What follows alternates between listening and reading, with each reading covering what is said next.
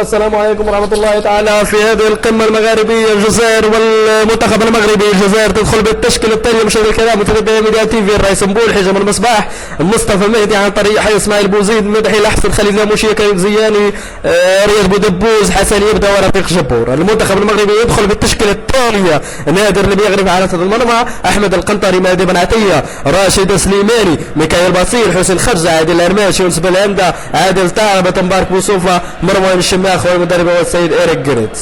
إذا المنتخب الوطني في الجولة الثالثة يدخل برصيد 4 نقاط، والمنتخب الجزائري برصيد نقطة واحدة، وإفريقيا الوسطى الأخرى هي أيضا برصيد 4 نقاط. يعطي الحكم موريسيوشي نقطة البداية وضربة الانطلاق السيد راجل درباسار من جزر موريسيوش. إذا الكرة لصالح المنتخب المغربي، تماس ميكائيل باصير ينفذ التماس لكن بعيدة لصالح المنتخب المغربي. تماس آخر أيضا، ولكن نلعب الآن الدقيقة الثالثة ضربة خطأ، وسينفذ المتخصص لاعب سوشو رياض بودبوز.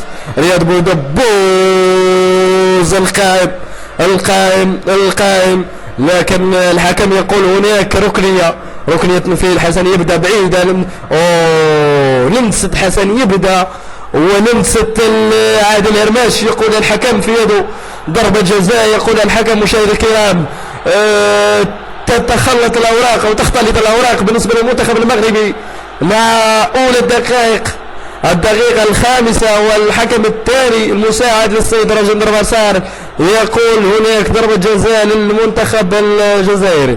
الفرحة الجماهير الجزائرية لا تصدق، لأن ضربة الجزاء جاءت في البدايات، وربما البدايات تريح من صعوبة النهايات للمنتخب الجزائري. المسحة يبدأ ولمست عادل هرماش، لكن اليد داخل محور الجسد وغير متعمدة، وفي غالبية الأحيان لربما كان يمكن التغاضي عنها، لكن الحكم الثاني أعلن عنها وأقرها الحكم الموريسيوشي راجل درباسار يعلن عنها. خلاص الآن منتخب معليه وإلا أن يفكر في كيفية التصدي من نادر الميغري اللي يجب أن يدخل في تركيز كبير، كما هو الشأن لحسن يبدأ الذي يدخل في تركيز كبير.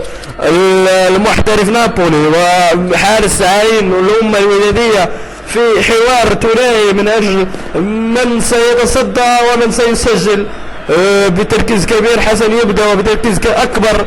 نادر الميغري يقف في وسط المرمى. يتمنى كل الجماهير المغربية يتمنى أن يتصدى، وكل الجماهير الجزائرية يتمنى حسن يسجل. إذا سجل سيريح، وإذا تصدى سيشجع.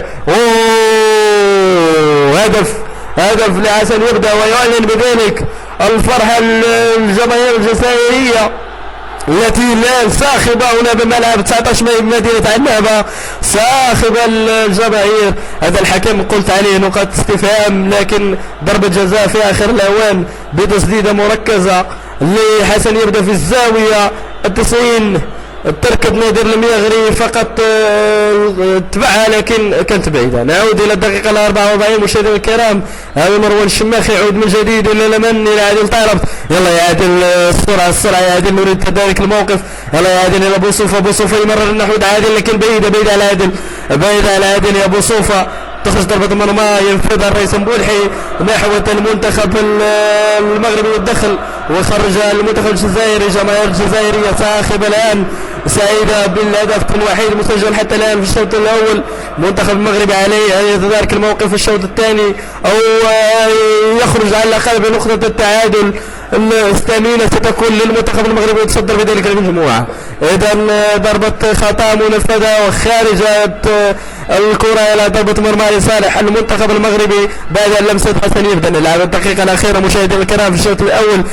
لحظات ويعلن الحكم راجل درباسار عن نهاية الشوط الأول، لعل صافرة النهاية، لأن الحكم يقترب. نعم صافرة النهاية مشاهدينا الكرام. كانت قمة ممتازة، عرفت سيطرة للمنتخب المغربي وامتلاك كرة جيد، لكن سجلت الجزائر بخطأ قاتل من هذا الحكم راجل درباسار الذي يقول للاعبين اذهبوا إلى غرف التبديل انتهى الكلام، سنرى ما أنتم فاعلون في الجولة الثانية. إذا إحصائيات المباراة المنتخب الوطني المغربي منتصر، لكن في أهداف المباراة الجزائر تتقدم على المغرب. إذن هذا عبد الرحيم الأمريكي يحييكم مشاهدينا الكرام متابعين ميديا تي في، إلى أن نلقاكم في الشوط الثاني. هذه تحياتي.